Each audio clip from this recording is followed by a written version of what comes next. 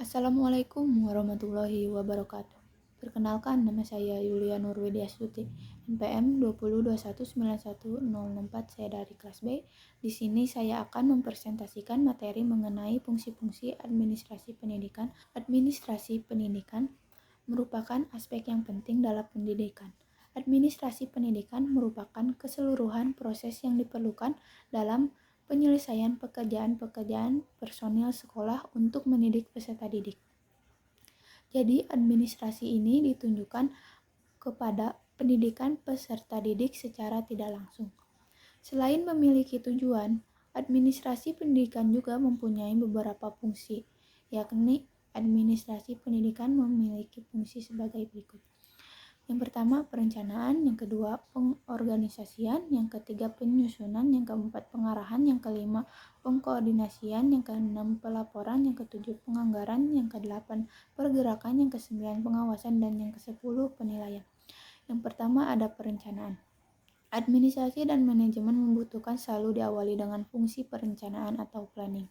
Dalam tahap perencanaan ini, administrator berkegiatan untuk merumuskan, memilih dan menetapkan apa saja aktivitas-aktivitas sumber daya yang akan dilaksanakan dan mungkin yang akan digunakan di masa datang untuk mencapai tujuan-tujuan tertentu.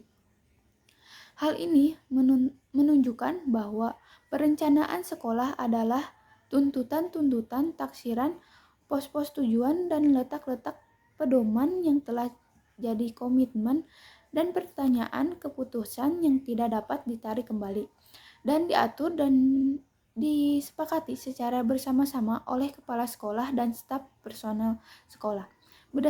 Berdasarkan periode waktu jangka pendek maupun jangka panjang, arti penting perencanaan terutama adalah memberikan kejelasan arah bagi setiap kegiatan, sehingga setiap kegiatan dapat diusahakan dan dilaksanakan seefisien dan seefektif mungkin. Terdapat 9 manfaat perencanaan. Yang pertama, membantu manajemen untuk menyesuaikan diri dengan perubahan-perubahan lingkungan. Yang kedua, membantu dalam kristalisasi penyesuaian pada masalah utama. Yang ketiga, memungkinkan manajer memahami keseluruhan gambaran. Yang keempat, membantu penempatan tanggung jawab lebih tepat. Yang kelima, memberikan cara pemberian perintah untuk beroperasi. Yang keenam, memudahkan dalam melakukan koordinasi di antara berbagai bagian organisasi. Ketujuh, membuat tujuan lebih khusus, terperinci, dan lebih mudah dipahami. Kedelapan, meminimumkan pekerjaan yang telah pasti. Dan yang kesembilan, menghemat waktu, usaha, dan dana. Selain itu, dalam perencanaan terdapat prinsip-prinsip yang harus diperhatikan. Karena merencanakan sesuatu harus didasarkan atas pertimbangan tertentu dan sebuah perencanaan haruslah memiliki banyak manfaat. Berikut adalah prinsip-prinsip dalam perencanaan. Yang pertama, perencanaan adalah suatu proses yang berkesinambungan. Yang kedua, perencanaan adalah suatu proses yang komprehensif. Yang ketiga, perencanaan hendaklah menghasilkan rencana yang fleksibel dan realistis. Yang keempat, perencanaan terus berorientasi pada tujuan. Yang kelima, perencanaan pendidikan harus memperhitungkan aspek-aspek kuantitatif dan kualitatif. Pendidikan harus melahirkan rangkaian tindakan yang jelas, terarah, dan menurut prinsip efisien dan efektivitas. Dan perencanaan pendidikan harus didasarkan pada identifikasi fenomena pendidikan yang sedang terjadi. Jadi dapat disimpulkan bahwa perencanaan adalah sebuah panduan untuk mempersiapkan keputusan bagi kegiatan di masa yang mengarah kepada tujuan berdasarkan komitmen tertentu. Yang kedua ada pengorganisasian. Pengorganisasian merupakan kegiatan di mana aktivitasnya berisi tentang penyusun dan membentuk hubungan kerja antara pribadi ataupun kelompok, sehingga terwujud suatu kesatuan usaha dalam menempuh tujuan yang sudah ditetapkan. Berikut ini beberapa pendapat para ahli mengenai apa itu pengorganisasian.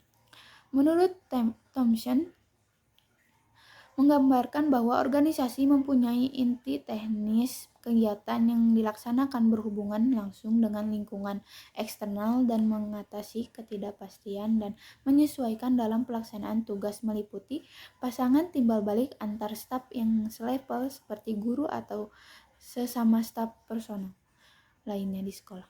Alasan fungsi pengorganisasian penting mewujudkan struktur organisasi. Yang pertama, uraian tugas dalam setiap bidang atau bagian dalam organisasi menjadi jelas. Yang kedua, wewenang atau tanggung jawab menjadi jelas. Yang ketiga, memperlihatkan antar tugas atau pekerjaan dari setiap unit organisasi. Dan yang keempat, sumber daya manusia dan material yang dibutuhkan dapat diketahui. Selain itu, di dalam fungsi perorganisasian ini terdapat kegiatan-kegiatan tertentu. Kegiatan tersebut adalah yang pertama, mengalokasikan sumber daya, merumuskan dan menetapkan tugas dan menetapkan prosedur yang diperlukan. Yang kedua, menetapkan struktur organisasi yang mewujudkan adanya garis kewenangan dan tanggung jawab. Yang ketiga, kegiatan perekrutan, penyeleksian, pelatihan, dan pengembangan sumber daya manusia atau tenaga kerja. Dan yang keempat, kegiatan penempatan sumber daya manusia pada posisi yang paling tepat. Selanjutnya, yang ketiga ada kepegawaian. Fungsi yang ketiga adalah kepegawaian. Setara dengan fungsi-fungsi sebelumnya, kepegawaian mempunyai fungsi yang sangat penting di mana kepegawaian adalah pengisian sesuatu bidang atau unit dengan personal yang akan melaksanakan tugas kegiatannya. Dalam kepegawaian yang menjadi titik penekanannya ialah personal itu sendiri. Aktivitasnya yang dilakukan di dalam kepegawaian antara lain menentukan, memilih, menetapkan, dan membimbing. Personal hal yang penting dalam fungsi pengarahan ialah bagaimana kepemimpinan berperan besar untuk memotivasi dan tentu saja mengarahkan dan mendorong kepada setiap orang yang ia pimpin untuk mencapai tujuan yang sesuai dengan kapasitasnya. Pengarahan dapat berupa penjelasan tentang apa, mengapa, dan bagaimana. Tugasnya, yang pertama, urutan prioritas penyelesaian. Yang kedua, prosedur kerja. Yang ketiga, sarana dan sumber yang dapat dimanfaatkan. Yang keempat, pihak-pihak yang terkait dengan urusannya, baik langsung maupun tidak langsung. Yang kelima, bagaimana melakukan penilaian terhadap penyelesaian tugas tersebut. Yang keempat, ada pengkoordinasian. Sistem koordinasi pada umumnya tidak efektif karena muncul sistem birokrasi. Dan krisis ini akan terjadi jika organisasi menjadi terlalu besar dan rumit untuk dikelola. Koordinasi dapat diwujudkan dengan menggunakan cara-cara antara lain konferensi atau pertemuan lengkap yang mewakili unit kerja. Yang pertama, pertemuan berkala untuk pejabat-pejabat tertentu. Yang kedua, pembentukan panitia gabungan jika diperlukan. Yang ketiga, pembentukan badan koordinasi staf untuk mengkoordinir kegiatan. Yang keempat, mewawancarai bawahan untuk mengetahui hal penting yang berkaitan dengan tugas dan tanggung jawabnya.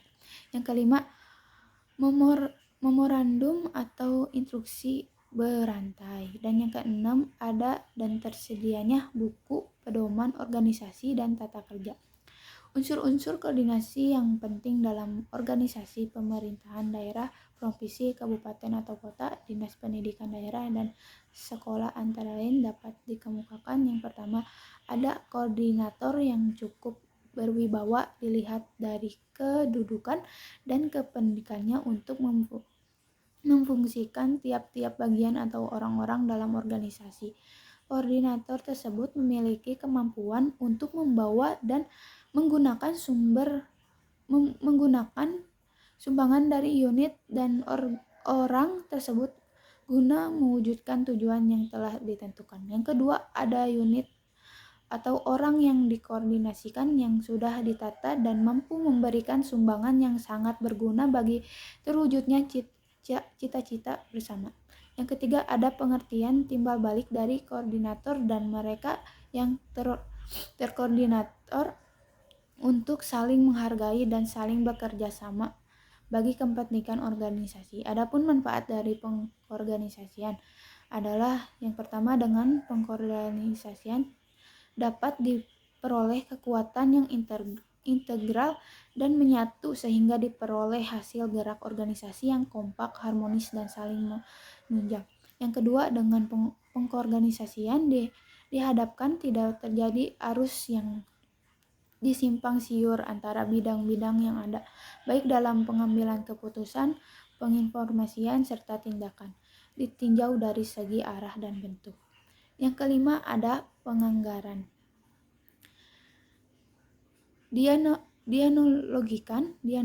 Dianalogikan sebagai aspek penting dalam kebutuhan sehari-hari, di mana manusia membutuhkan makanan untuk melakukan kegiatan. Begitulah pentingnya fungsi pembiayaan ini. Pembiayaan adalah kegiatan yang berisi tentang dana dan anggaran.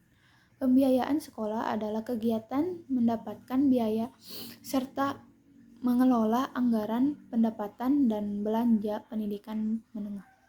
Kegiatan ini dimulai dari perencanaan biaya usaha untuk mendapatkan dana yang mendukung rencana itu, penggunaan serta pengawasan penggunaan anggaran tersebut. Beberapa hal yang perlu diperhatikan dalam fungsi pembiayaan itu antara lain perencanaan tentang beberapa biaya yang akan diperlukan, dari mana dan bagaimana itu dapat diperoleh atau diusahakan.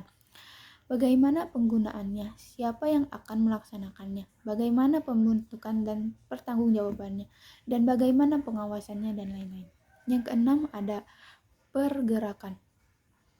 Pergerakan atau istilah pembimbingan menurut Delegi merupakan aktivitas seorang manajer dalam pemerintahan menugaskan, menjuruskan, mengarahkan, dan menentukan karyawan atau personel organisasi untuk melaksanakan pekerjaan-pekerjaan dalam mencapai tujuan yang telah ditentukan. Terry menjelaskan executing merupakan usaha untuk menggerakkan anggota kelompok sedemikian rupa sehingga mereka berkeinginan dan berusaha untuk mencapai sasaran organisasi. Di dalam penggerakan sesuatu pastilah ada proses-proses yang mungkin dapat membantu, namun hal itu tidak lepas dari objek yang kita gerakan tersebut. Jadi tidak ada pedoman tertentu dalam penggerakan. Namun berikut ini pedoman umum yang mungkin bisa dilakukan, yaitu yang pertama, motivasi kepada anak didik, bawahan, pegawai, dan sebagainya. Yang kedua, komunikasi yang efektif. Yang ketiga, mengembangkan partisipasi aktif di kalangan pekerja. Yang keempat, memberikan tugas yang sesuai dengan minat dan kemampuan pekerja. Yang kelima, perbaikan iklim organisasi dan kondisi-kondisi pekerja. Yang ketujuh, ada pengawasan. Kegiatan pengawasan ini dilakukan agar perilaku personalia organisasi mengarah ke tujuan organisasi, bukan semata-mata ke tujuan individual, dan agar tidak terjadi penyimpangan yang berarti antara rencana dengan pelaksana. Dengan demikian, jelaslah controlling mencakup kelanjutan tugas untuk melihat apakah kegiatan-kegiatan dilaksanakan sesuai rencana melalui pengawasan yang efektif. Roda organisasi, implementasi rencana, kebijakan, dan upaya pengendalian mutu dapat dilaksanakan dengan lebih baik. Pengawasan yang baik adalah yang dapat memanfaatkan profesi dan karir manusia atau personal secara optimal, yaitu yang pertama, mengikut sertakan mereka menentukan sasaran. Yang kedua, menciptakan iklim yang mendorong pengembangan diri. Yang ketiga, membuat mereka responsif dengan semangat yang menantang. Untuk itu, perlu ada suatu sistem penilaian yang sistematis dan tepat yang dapat memberi gambaran seberapa singkat kualitas yang diperoleh. Yang kedelapan, ada evaluasi atau penilaian. Evaluasi sebagai fungsi administrasi pendidikan adalah aktivitas untuk meneliti dan mengetahui sampai di mana pelaksanaan yang dilakukan di dalam proses keseluruhan organisasi, mencapai hasil sesuai dengan rencana atau program yang telah ditetapkan dalam rangka Pencapaian tujuan pendidikan. Evaluasi mengetahui berhasil atau tidaknya suatu program. Diperlukan adanya penilaian atau evaluasi tiap penilaian. Berpegang pada rencana tujuan yang hendak dicapainya. Atau dengan kata lain, setiap tujuan merupakan kriteria penilaian. Sekian presentasi dari saya. Mohon maaf bila ada kekurangan dan kesalahan. Wassalamualaikum warahmatullahi wabarakatuh.